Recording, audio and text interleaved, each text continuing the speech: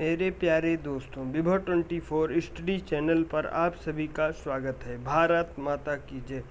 हम आप सभी को लेखपाल की मुख्य परीक्षा की प्रैक्टिस क्लास दे रहे थे, जो महत्वपूर्ण प्रश्नों की श्रृंखला चल रही थी। आप सभी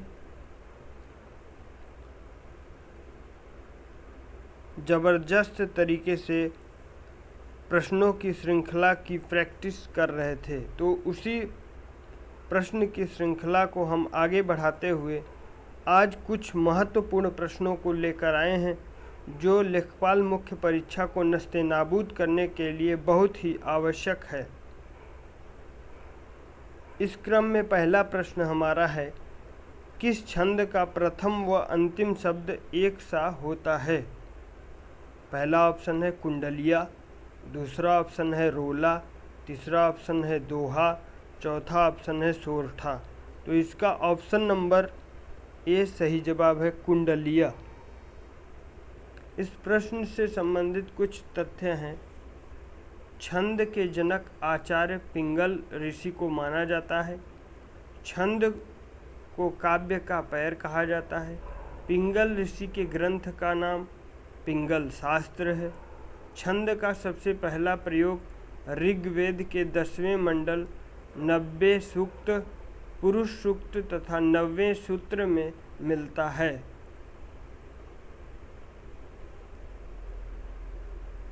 सममात्रिक छंद। सममात्रिक छंद के अंतर्गत चौपाई, रोला, गीतिका, हरिगीतिका आते हैं। अर्ध सममात्रिक छंद में दोहा, सोरठा, बरवै, उल्लाला आते हैं। विषम मात्रिक छंद में कुंडलिया और छप्पय आते हैं। कुंडलिया किसे कहते हैं? यह एक विषम मात्रिक छंद है जिसमें 6 चरण होते हैं। दोहा तथा रोला के मिलाने से बनते हैं, जिसमें प्रथम 2 चरण दोहे के तथा 4 चरण रोला का होता है। दोहे के चौथे चरण की पुनरावृत्ति रोले के प्रथम चरण से मिलती रहती है तथा इस छंद की शुरुआत का पहला शब्द और अंतिम शब्द एक ही होता है। मात्राएं प्रत्येक चरण में 24-24 होती हैं।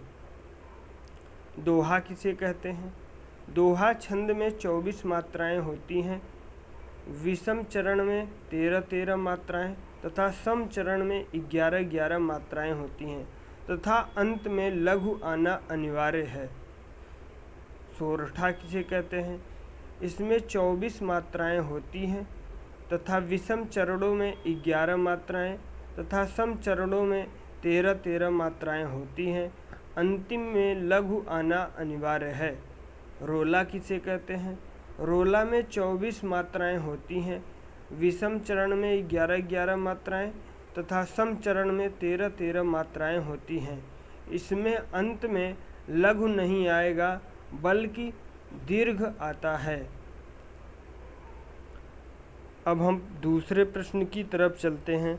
हमारा दूसरा प्रश्न है, सच्छास्त्र का उचित विच्छेद में से कौन सा है? सच्छास्त्र का उचित विच्छेद इनमें से कौन सा है? पहला सतधन शास्त्र, दूसरा सचधन शास्त्र, तीसरा सचधन शास्त्र, चौथा शतधन शास्त्र। तो इसका ऑप्शन नंबर डी सही जवाब है, शतधन शास्त्र। शतधन शास्त्र व्यंजन संधि है। त के बाद यदि स हो तो त का च और स का छ हो जाता है। दूसरा पॉइंट है, त के बाद यदि ल हो तो त ल में बदल जाता है। तीसरा पॉइंट, त के बाद यदि ट और ड हो तो त क्रमशः ट ड में बदल जाता है। चौथा पॉइंट है, त के बाद यदि ज और झ हो तो ज झ में तो त ज में बदल जाता है। अगला पॉइंट, त के बाद यदि च छ हो तो त का च हो जाता है। त के बाद यदि ह हो तो त के स्थान पर द और ह के स्थान पर ढ हो जाता है। हमारा अगला प्रश्न है, अब पढ़कर क्या होगा? इस वाक्य में कौन सी क्रिया है? प्रेरणार्थक क्रिया है, दूसरा संयुक्त क्रिया है, तीसरा पूर्वकालिक क्रिया है, चौथा द्विकर्मक क्रिया है। तो इसका सही जवाब है ऑप्शन नंबर सी, पूर्वकालिक क्रिया है। पूर्वकालिक क्रिया किसे कहते हैं? जब कर्ता एक क्रिया को संपादित करता है और दूसरी क्रिया प्रारंभ करता है तो जो पहले क्रिया संपादित की जाती है उसे पूर्वकालिक क्रिया कहते हैं। जैसे राम खाना खाकर सोने गया, तो खाना खाकर पहली क्रिया है और सोने गया दूसरी क्रिया है। प्रेरणार्थक क्रिया किसे कहते हैं? जब कर्ता स्वयं काम न करके किसी दूसरे से कार्य को करवाता है तो उसे प्रेरणार्थक क्रिया कहते हैं। जैसे राधा श्याम से पत्र लिखवाती है। द्विकर्मक क्रिया किसे कहते हैं? जब वाक्य में कर्म की संज्ञा दो या दो से अधिक हो तो उसे द्विकर्मक क्रिया मानना चाहिए। जैसे राम साइकिल से विद्यालय जाता है, तो साइकिल एक कर्म है, विद्यालय दूसरा कर्म है। संयुक्त क्रिया किसे कहते हैं? जब वाक्य में दो या दो से अधिक क्रियाएं संयुक्त रूप से प्रयोग की जाती हैं तो उसे संयुक्त क्रिया का उदाहरण मानना चाहिए। जैसे राम टहलता घूमता रहता है, तो राम इसमें कर्ता है, टहलता क्रिया है, घूमता क्रिया है, रहता क्रिया है।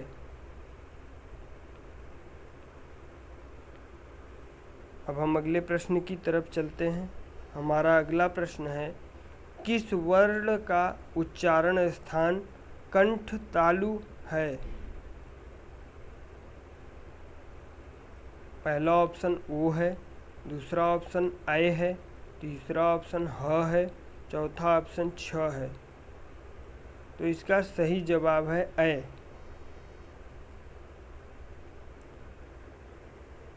उच्चारण स्थान से संबंधित कुछ महत्वपूर्ण सूत्र हैं जिसे अगर हम याद कर लेते हैं तो हमें उच्चारण स्थान निकालने में गलती नहीं कर पाएंगे। पहला सूत्र है अकुह विसर्जनीय नाम कंठ। इसके अंतर्गत अ, आ जिनके 18 प्रकार होते हैं और क वर्ग, ह और विसर्ग आता है।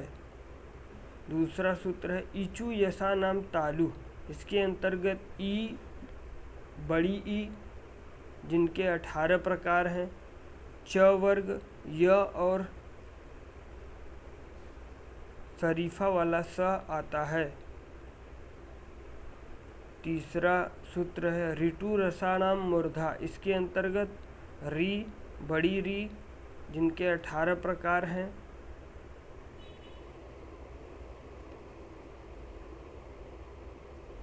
र और स और ट वर्ग आता है। अगला सूत्र है लितु लसानाम दंता। इसके अंतर्गत ली जिनके 12 प्रकार हैं, उसके बाद त वर्ग, फिर ल और दंत स आता है। अगला सूत्र है उपपद्मानीय नाम ओष्ठो। जिसके अंतर ऊ, बड़ा ऊ जिनके 18 प्रकार हैं, प वर्ग और उपाधमानीय आते हैं। यह अगला सूत्र है इयमगणना नाम नासिका च। इसके अंतर्गत इय, म, अंग, ढ, न आते हैं जिन्हें अनुनासिक कहा जाता है। अगला सूत्र ए दैतोह कंठ तालु। इसके अंतर्गत ए, ऐ आता है।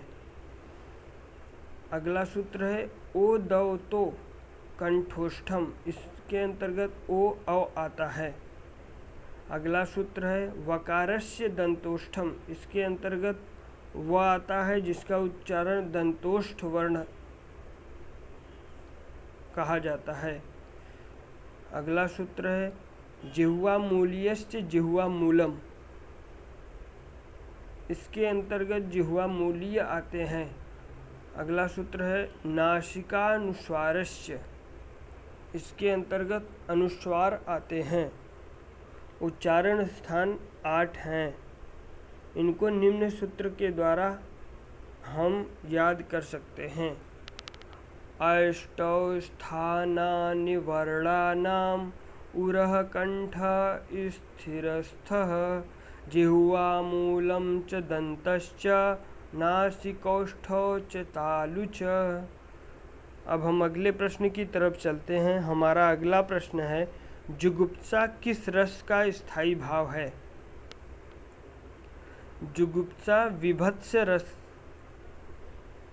पहला ऑप्शन इसका है अद्भुत रस, दूसरा ऑप्शन है भयानक रस, तीसरा ऑप्शन है विभत्स रस, चौथा ऑप्शन है रौद्र रस। तो इसका ऑप्शन नंबर सी सही जवाब है, विभत्स रस। इसके कुछ महत्वपूर्ण तथ्य हैं। स्थायी भाव किसे कहते हैं? ऐसे भाव जो प्रारंभ से लेकर हमारे मन में बने रहते हैं उन्हें स्थायी भाव कहते हैं। इनकी संख्या 9 है। स्थायी भाव को संचारी भाव का मित्र भी कहा जाता है। आचार्य बावन ने स्थायी भाव को रस की आत्मा कहा है तथा मतिराम ने संयोग श्रृंगार रस को रस का राजा माना है तथा वियोग श्रृंगार को रसों की रानी कहा है। श्रृंगार रस का स्थायी भाव रति है, करुण रस का स्थायी भाव शोक है, वीर रस का स्थायी भाव उत्साह है, हास्य रस का स्थायी भाव हास्य है, रौद्र रस का स्थायी भाव क्रोध है, विभत्स रस का स्थायी भाव घृणा जुगुप्सा है, भयानक रस का स्थायी भाव भय है, अद्भुत रस का स्थायी भाव आश्चर्य है, शांत रस का स्थायी भाव निवृत्ति है, वात्सल्य रस का स्थायी भाव वत्सलता स्नेह दुलार है, भक्ति रस का स्थायी भाव भागवत विषयक रति है। संचारी भाव या इसे व्यभिचारी भाव किसे कहते हैं? इनकी कुल संख्या 33 है। संचारी भाव वे भाव होते हैं जो हमारे मन में अल्पकालीन समय के लिए आते हैं और वापस हो जाते हैं, जैसे हर्ष, विषाद, मोह। विभत्स रस किसे कहते हैं?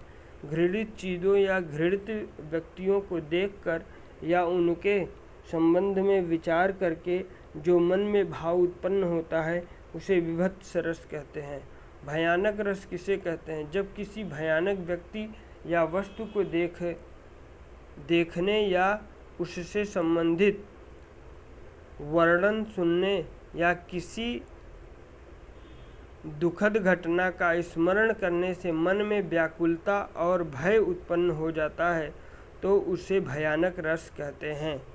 अद्भुत रस किसे कहते हैं? जब किसी व्यक्ति के मन में विचित्र अथवा आश्चर्यजनक वस्तुओं को देखकर जो मन में विस्मय के भाव उत्पन्न होते हैं उसे अद्भुत रस कहते हैं। रौद्र रस किसे कहते हैं? किसी शत्रु, दुष्ट, अत्याचारी द्वारा किए गए अत्याचारों को देखकर अथवा गुरुजनों, आत्मीयजनों की निंदा सुनकर मन में एक प्रकार का क्रोध उत्पन्न होता है जिसे रौद्र रस कहते हैं। हमारा अगला प्रश्न है पूर्ति अपनी मांग का सृजन स्वयं करती है। यह कथन किसका है? किन्स का है, मार्शल का है, जेबी से का है, रॉबर्टसन का है? तो इसका ऑप्शन नंबर सी सही जवाब है, जेबी से का है। फ्रांसीसी अर्थशास्त्री जेबी से, जिनका नाम है जीन बैप्टिस्ट से है, इन्हें विशेष रूप से बाजार के नियम के लिए जाना जाता है। ब्रिटिश अर्थशास्त्री जॉन मेनार्ड किन्स को मैक्रोइकोनॉमिक्स का संस्थापक माना जाता है। ये मुक्त बाजार के समर्थक थे। सर्वप्रथम राष्ट्रीय आय की गणना 1867 से 68 दादा भाई नौरोजी द्वारा प्रति व्यक्ति आय 20 रुपये बताया था। दादा भाई नौरोजी की पुस्तक है poverty and un British rule in India. धन निष्कासन का सिद्धांत दादा भाई नौरोजी ने दिया। वैज्ञानिक आधार पर राष्ट्रीय आय की गणना 1931-32 में BKRV राव द्वारा प्रति वर्ष आय 62 रुपये बताया गया। स्वतंत्रता पश्चात भारत सरकार द्वारा राष्ट्रीय आय समिति का गठन 4 अगस्त 1949 को किया गया। हमारा अगला प्रश्न है, माई कंट्री माई लाइफ किसकी आत्मकथा है? माई कंट्री माई लाइफ, पहला ऑप्शन लाल कृष्ण आडवाणी, दूसरा ऑप्शन सुचित्रा सेन, तीसरा ऑप्शन राम मनोहर लोहिया, चौथा ऑप्शन सुचिता कृपलानी। तो इसका ऑप्शन नंबर ए सही जवाब है, लाल कृष्ण आडवाणी। भारतीय जनता पार्टी के संस्थापक लाल कृष्ण आडवाणी को माना जाता है। 2008 में माई कंट्री माई लाइफ इनकी आत्मकथा लिखी गई। भारत के पूर्व उप प्रधानमंत्री भी रहे हैं। अन्य पुस्तक इनकी है a prisoner's scrap book, as I see it. 1999 में एनडीए की सरकार में इन्होंने गृह मंत्री के रूप में भी कार्य किया था। वर्तमान समय की महत्वपूर्ण पुस्तकें हम एक नज़र में देख लेते हैं। एग्जाम वॉरियर्स नरेंद्र मोदी की है। The insider PV Narasimha Rao की है। संसद के 3 दशक अटल बिहारी वाजपेयी की है। मालगुडी डेज KR नारायणन की है। The God of small things Arundhati Roy की है। Hindu view of life doctor S Radhakrishnan की है। लाइफ डिवाइन अरविंद घोष की है। ट्रेन टू पाकिस्तान सुखवंत सिंह की है। Wings of fire doctor APJ Abdul Kalam की है। Ignited minds my journey doctor APJ Abdul Kalam की है। मिडनाइट चिल्ड्रन सलमान रुशदी की है।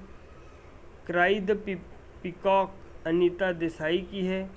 The wind in the river BS Naipal की है। माई प्रेसिडेंशियल ईयर्स R वेंकटरमन की है।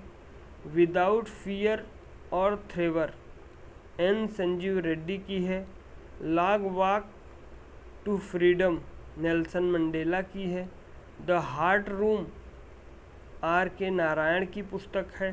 चंद्रकांता देवकी नंदन खत्री की पुस्तक है। नेचर क्योर मोरारजी देसाई की पुस्तक है। हमारा अगला प्रश्न है, भारतीय राज्य की कौन सी मुख्यमंत्री अपनी विरोधी पार्टी के अध्यक्ष से विवाह की थी? पहला ऑप्शन जयललिता, दूसरा ऑप्शन सुचेता कृपलानी, तीसरा ऑप्शन जयललिता और सुचेता कृपलानी, चौथा ऑप्शन इनमें से कोई नहीं। तो इसका सही जवाब है Sucheta Kripalani, option number B. Bharat की प्रथम महिला मुख्यमंत्री उत्तर प्रदेश की बनी थीं। इन्होंने विरोधी पार्टी के अध्यक्ष जीवतराम भगवान दास कृपलानी आचार्य कृपलानी के नाम से प्रसिद्ध थे, उनसे विवाह की थी। सुचेता कृपलानी भारत की प्रसिद्ध स्वतंत्रता सेनानी थी, जिन्होंने भारत छोड़ो आंदोलन में महत्वपूर्ण भूमिका निभाई थी।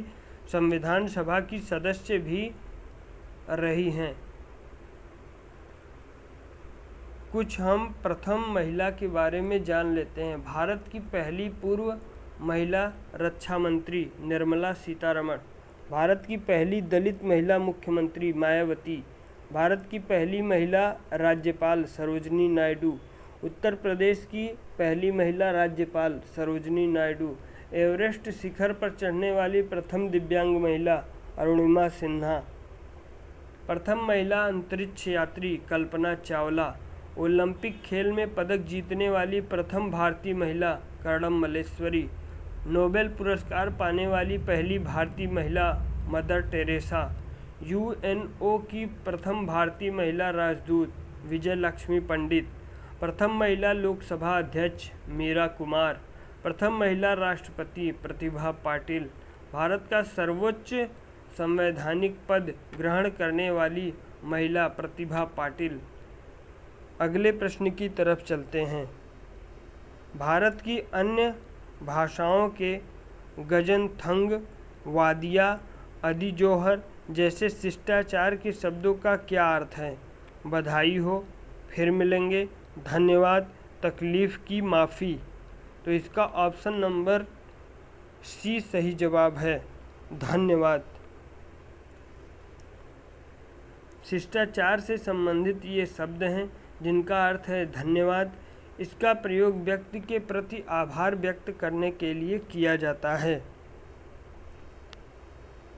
अगला प्रश्न है, भारतीय सशस्त्र सेनाओं द्वारा पाकिस्तान से हाजीपीर की लड़ाई किस वर्ष लड़ी गई थी? 1965 में। दूसरा ऑप्शन है 1947 में। तीसरा ऑप्शन है 1962 में। चौथा ऑप्शन है 1911 में। तो इसका ऑप्शन नंबर ए सही जवाब है, 1965 में। पाकिस्तान जिसमें पराजित हुआ भारत पाक के बीच 1947 में, 1965 में, 1971 में एवं 1999 में कारगिल युद्ध हुआ। सभी युद्ध में पाकिस्तान को हार का सामना करना पड़ा। अगला प्रश्न है, पूसा रसराज किसकी उन्नत किस्म है?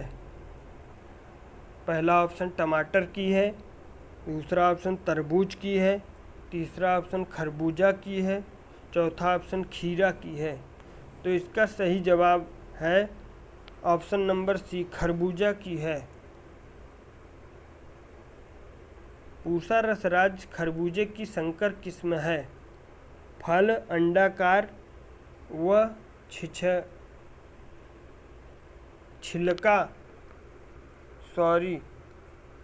फल अंडाकार होता है और छिलका पतला होता है। हल्के हरे रंग का छिलका होता है।